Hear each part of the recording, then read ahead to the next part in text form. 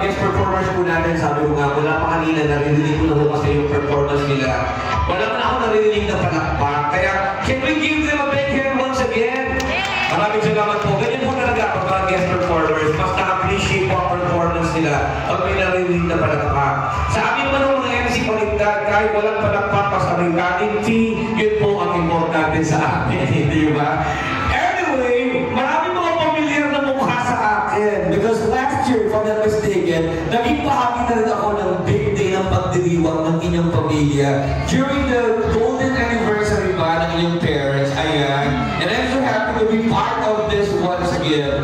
Magandang hapon na huwag ng mga kasama pambansang noon ng Pilipinas, Jojo Hito of 102.7 Star FM Manila. Nakita ko yung celebrator natin, sino mag-aakala 50 anyos na siya. Akala ko debutante, 18.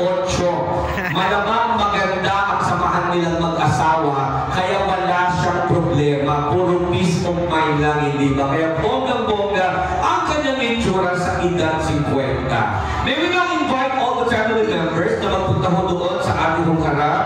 We are going to have the introduction.